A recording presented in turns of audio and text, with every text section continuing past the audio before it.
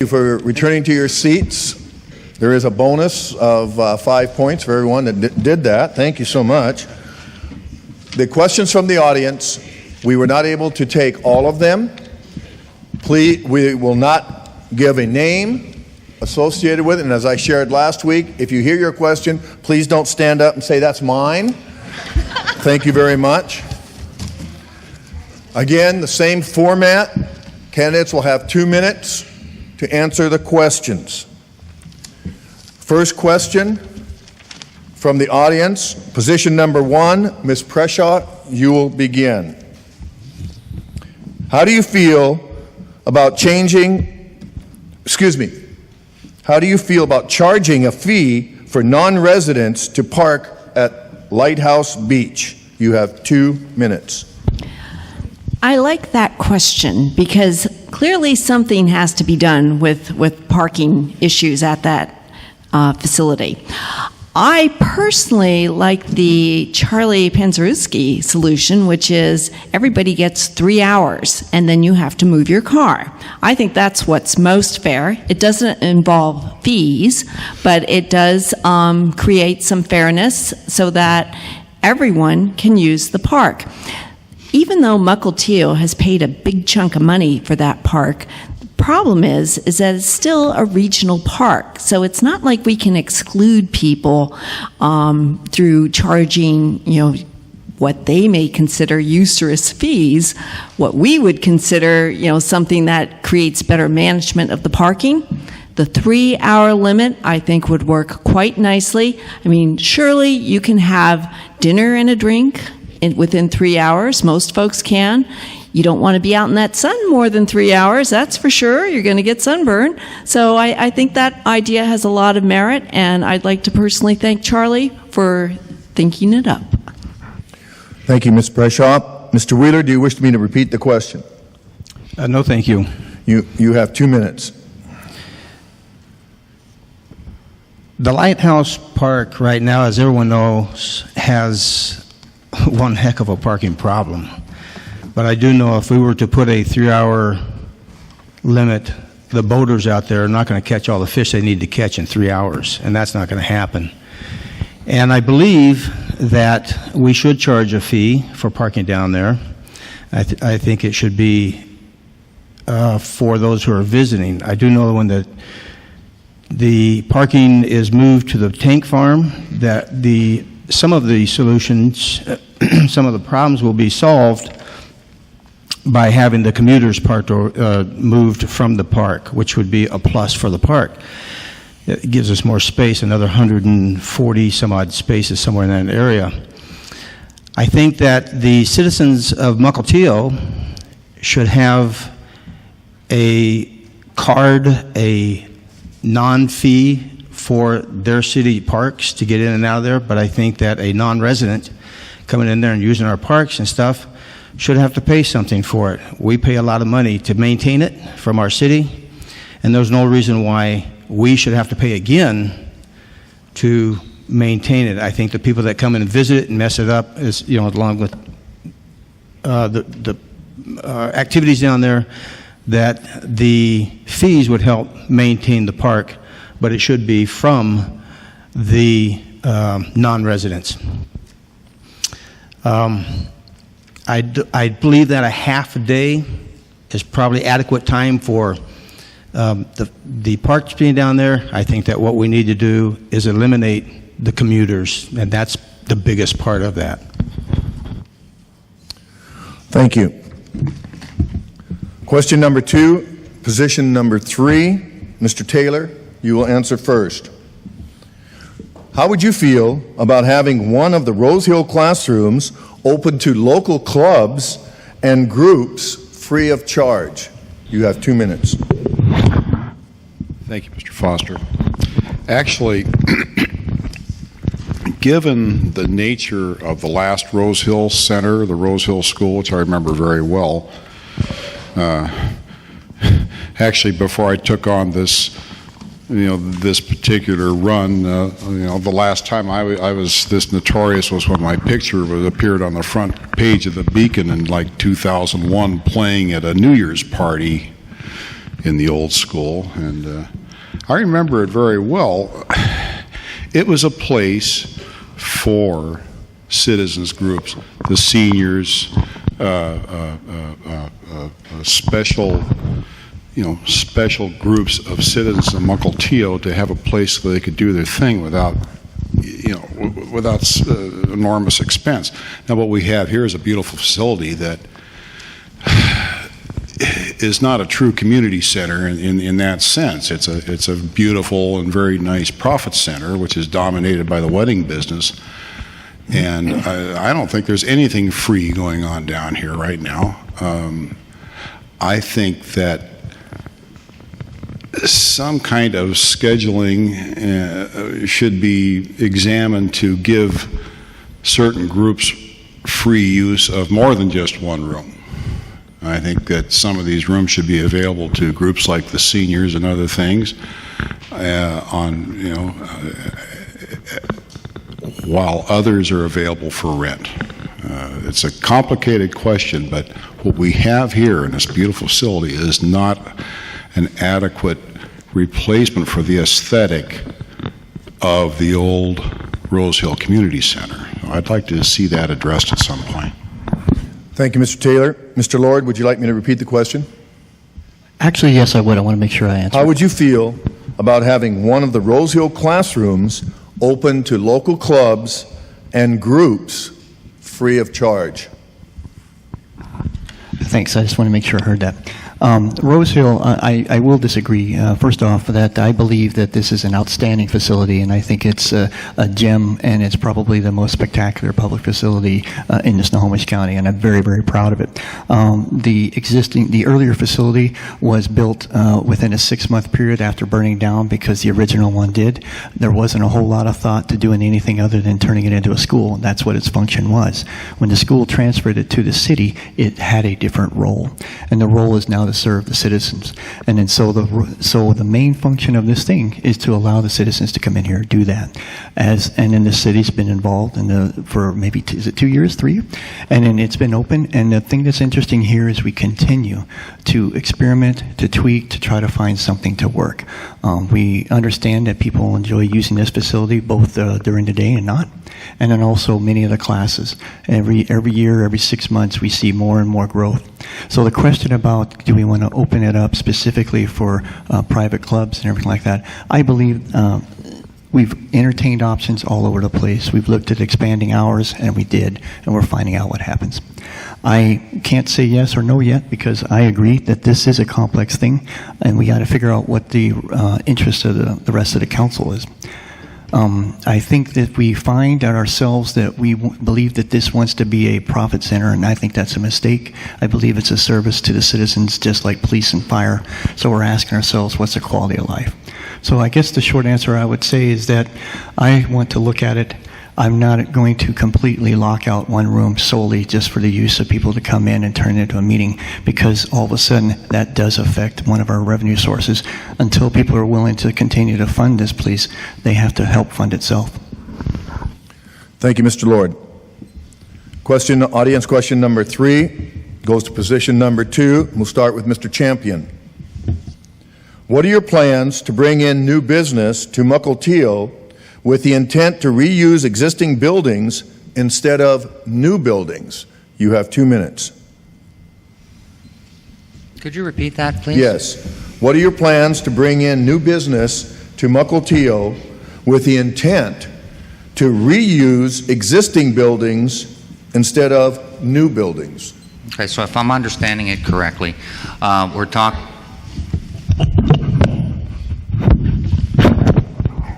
How's that? Good, sorry. If I'm understanding the question correctly, we're looking at using the light industrial buildings that have lost tenants, and we would then look to get new tenants. Aerospace manufacturing, I think, is a great opportunity for the city of Mukilteo. Not only manufacturing, aerospace has a large service sector, including engineering and other operational functions. Quality assurance. Another idea or opportunity that maybe we should consider is Why don't we take a look at what's going on in Burien with the aviation high school that was developed and how they're developing young students with interest in what they call STEM, science, technology, engineering, and math, and maybe look to see if there's something that we can do there to help, one, get the interest of the young kids into that technical area, and then two, build into the flow chain for our technical vocational schools and our universities. Thank you, Mr. Champion. Mr. Emery, do you want me to repeat the question? No, thank you. You have 2 minutes. Thank you. I think that's a really interesting question, but it's probably more complex than it sounds like. I like the idea of repurposing and reusing things again and keeping the continuity in the community, but I think that there's some issues with how to redevelop property to meet new uses that would have to go through the planning department, and maybe we can work some way to make that kind of process simpler and easier to facilitate that if people are interested. But I think the larger issue is how do we attract new businesses, both commercial and retail, to Mukilteo. And I think we need to do that by marketing the city through some economic development organizations, both in the county and state level, and by probably reworking or looking at our business tax license structure and see if we can't find some way to give new businesses a break for a couple of years until they get started. And I think this is a bigger question than just reusing existing buildings, because I think what we want to do is really increase our retail and commercial base, because that'll be a benefit to everyone. We'll have more people who could work here and live in Mukilteo, and will also help frankly, our sales tax revenue and property taxes. So I think we have to cooperate with some economic development opportunities. I think we need to work, the city administrator could take on a lead role in that as part of his job description. And again, to repeat, work with planning and development on how to make it easier for people to reuse existing structures. Thank you. Thank you, Mr. Emery. Audience question number 4 is for position number 1. We'll start with Mr. Wheeler. Are you satisfied with the current level of input on issues from the community? If not, what additional formats would you propose? You have 2 minutes. That's a very good question. A lot of times when I go to the city council and I'm watching what's going on and watching the people put the public input in for what's going on or what they want to see happening to the city, I see that there's not very many people there. And I think that we need to have more involvement of the city as to, if you have something to say, you need to come to council and say it. Being the chairman for the Parks and Arts, I find that there are groups of people that come and have things to say at the Parks and Arts, and we listen. And I think as a council member, I would also listen, but I find that the more that we hear, the better we can make decisions. If we don't hear from you, we don't know what you want to have changed. And writing things in the Beacon is not going to get things changed. What we need to do is hear from you at the City Council, at the Parks and Arts Commission, and let us know what you want.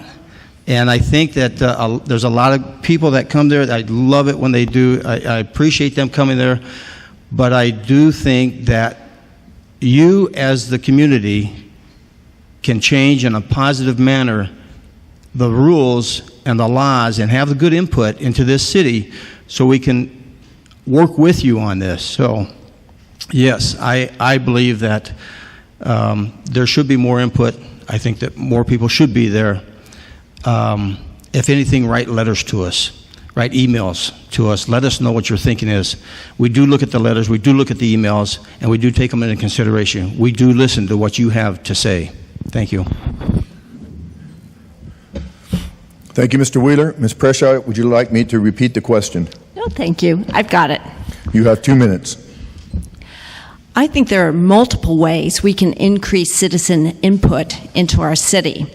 Number one of the concepts I've been thinking about as I've been out doorbelling is the disconnect between neighborhoods such as Possession Bay and Old Town. There doesn't seem to be a whole lot in common. I'd like to change that. And in the course of changing that, I believe one of the benefits will be more community input. So what I'm thinking is, you know how they have sister cities? We could have sister neighborhoods, and we could have events between, you know, 2, maybe 3 different neighborhoods that could rotate around and generate some enthusiasm and community for our city. Secondly, I'm thinking, as I've been doorbelling, I've gone to a lot of coffees in all sorts of different neighborhoods, and it's been great getting the citizen input. Well, how come that always why? I'm tripping over my own tongue here. Why does this only happen during the election season? Why not year-round? You know, council members are perfectly capable of reaching out to these communities, especially if we focus on creating stronger neighborhoods and taking themselves to the neighborhood. I don't think we have to tell the neighborhood to come to us. I think we should be going out to the neighborhood. Obviously, if folks want to come to council meetings, please do. But I think council members, like Jennifer Gregerson said the other night, she's not going to have just an open door policy. She's going to invite folks in. And I think we can do that too. Thank you. Audience question number 5 goes to position number 3. Mr. Lord, we will start with you. What do you think of the neighborhood committees in Everett? Could it work here? You have 2 minutes.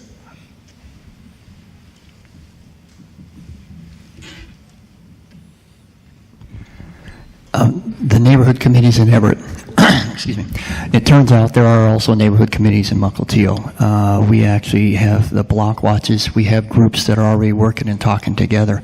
And so the easy answer is, yeah, I'm pretty confident it will work.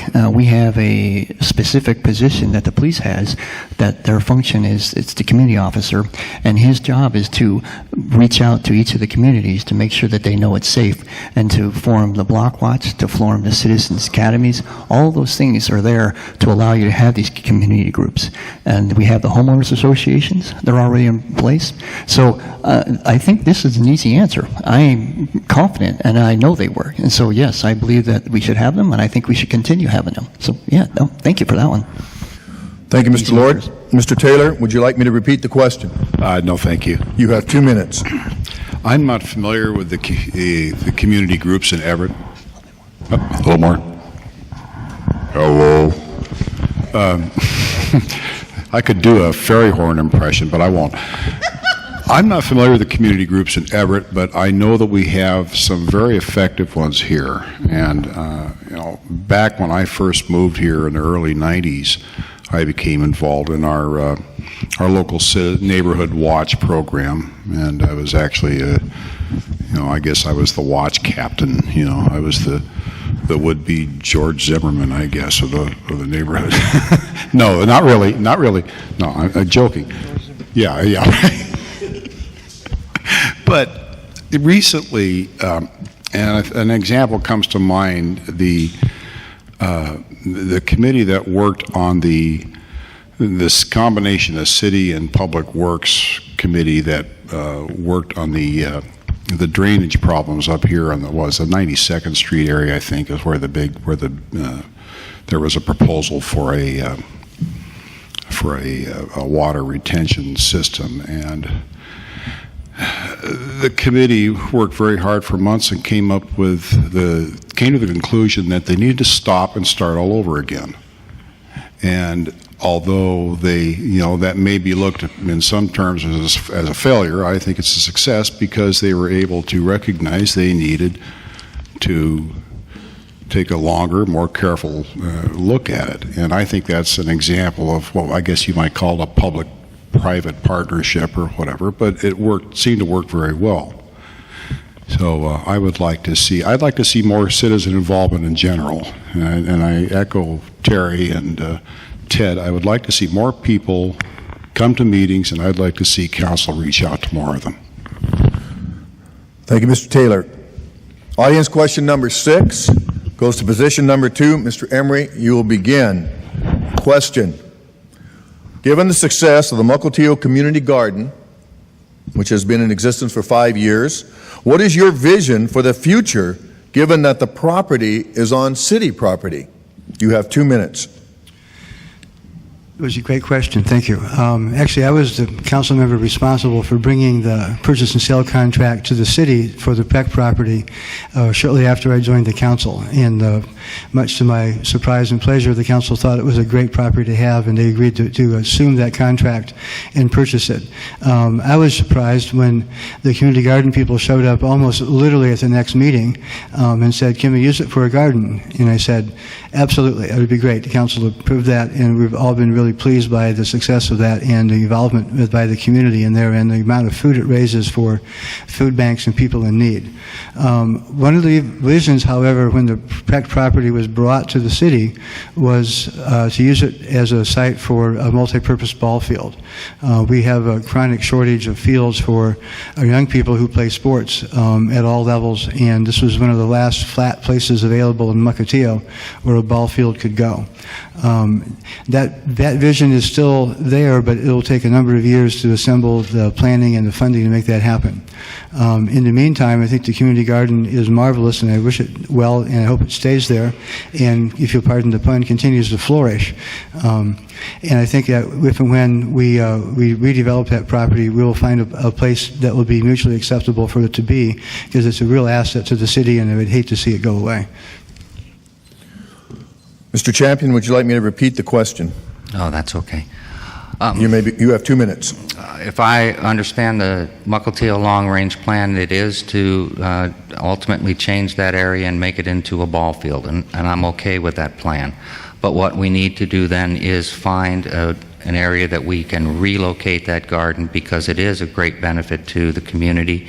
The fact that we're donating food is just marvelous, and that the people get to come and garden, I think, is wonderful things too. But it's one of the issues that we face, being a small community that's almost built out, and so we'll have to look at that very carefully.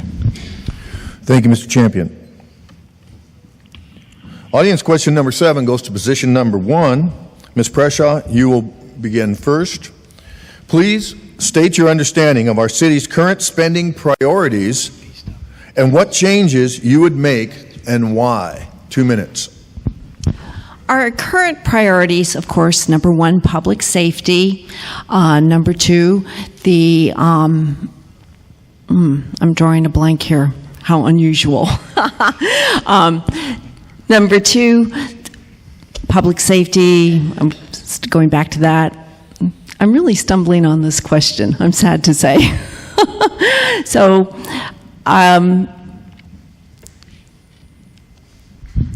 paying our debts. We have a lot of debt, and making sure that the projects that we have set forth on our priority list for the budget are adequately funded.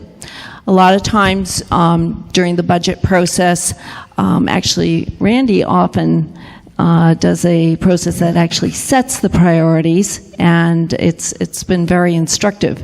I wish I could remember what was in that process specifically, because I am really blanking out here. I think that's all I have to say. Thank you, Ms. Preshaw. Mr. Wheeler, would you like me to repeat the question? No, I haven't. Thank you. You have 2 minutes. The priority that the city has right now that I've noticed with the long-range financial planning is they're on a course to bridge the gap. They've done an excellent job at it. They have paid what they needed to pay. They've cut back where they need to cut back. They've saved money where they need to save money. And they've run it like a well-oiled machine. This city is in a far better shape than many of the cities around this state. If you go and look at the books in the city, you'll see exactly what their priorities are. And their priorities are to not go in debt above what they can afford. And they've stayed on that course. They set a course 5 years ago. They've stayed on that course, and it's working. We're very close to the gap being closed in our finances now. And with that, we know that we can be on top with our finances as we continue in the future.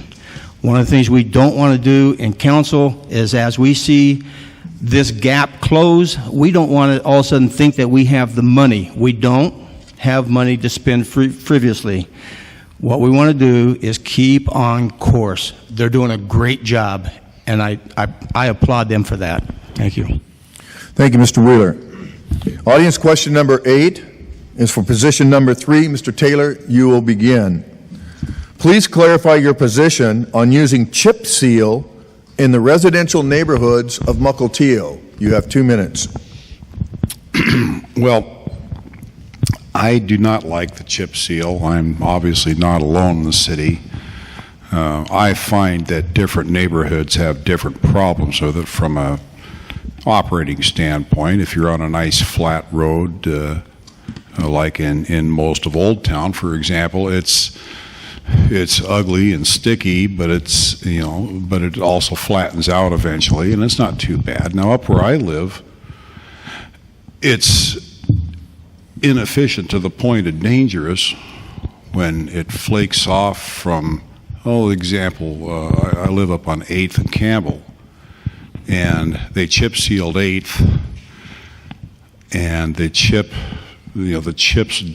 spin off every time we run a vehicle up the hill and slide down the hill, and now there's gravel all over the hill down which I have to try to back my camper, and it slips so badly because of the gravel that I'm dangerously and close to losing control of my vehicle because it's skidding down the hill when I apply the brakes on chip seal gravel. I've heard lots of complaints about chip seal. I think that in general, a better solution applied less frequently is better than a poor solution applied frequently. It has to be done over and over and over again. I know over in the city of Kirkland, they're using a slurry mix that doesn't include gravel, and they're having very good results with that. I would like to see a different approach to this and much better road surfaces. I think we deserve them. Thank you, Mr. Taylor. Mr. Lord, would you like me to repeat the question? No, I understand it. You have 2 minutes. Thank you. The person that tells me more often than not that they don't like chip seal is my wife, who sits in the back. She's a bike rider, and she tells me almost every week that there's a problem with the chip seal. And then I remind her that we actually have 3 choices as citizens on what we're going to do here. The first thing we can choose to do is what many cities have done, is to do nothing. And what you do is you find that your roads eventually rot away, and to the point that the roads are no longer usable. In fact, the city of Seattle, the public works director, just this week asked for an additional $7 million in their budget just for 1 year, just to try to repair some of the roads that are in trouble. The other alternative that we have to do is it's do nothing, it's do everything, and then it's maintain and continue to go on.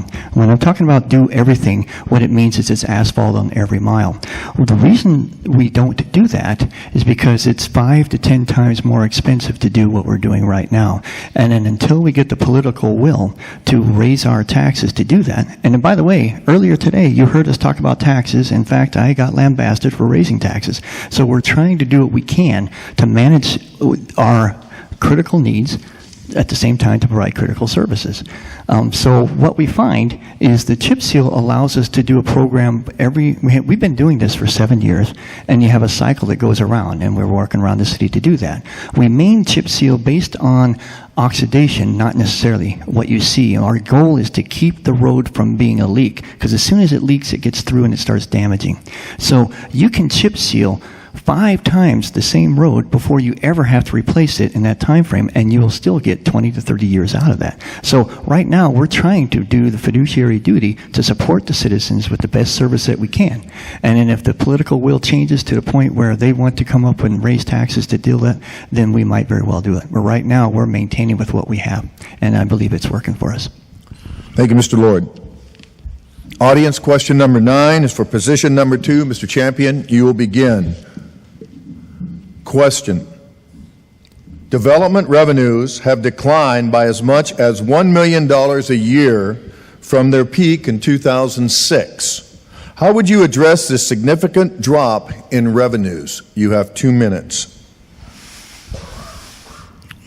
Well, since 2007, we've been operating at a deficit, so they have, our city council has operated at a deficit. They've gone on to put a path and plan in place where I understand that the 2014 budget actually is not going to have tax increases this year.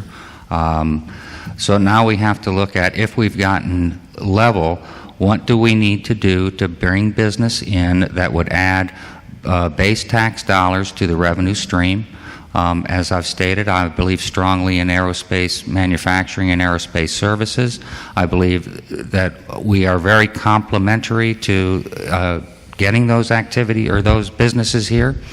And we have a lot of opportunity. We just have to put a good marketing plan together, a good business strategy, and we have to go out and really market ourselves.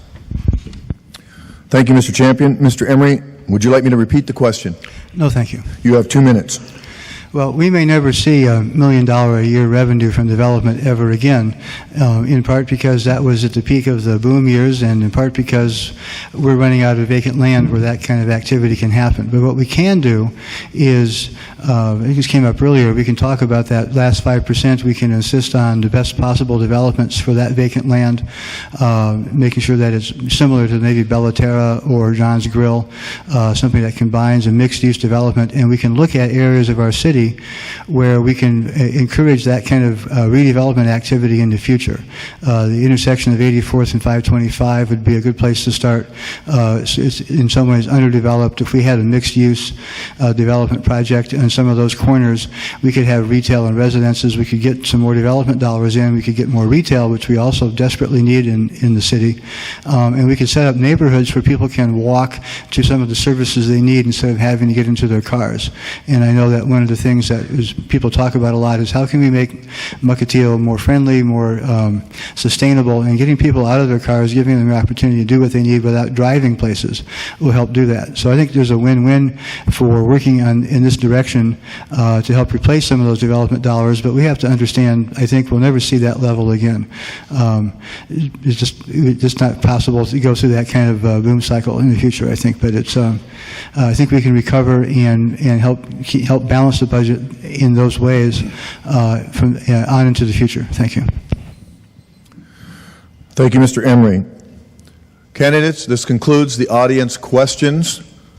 We will now move into the final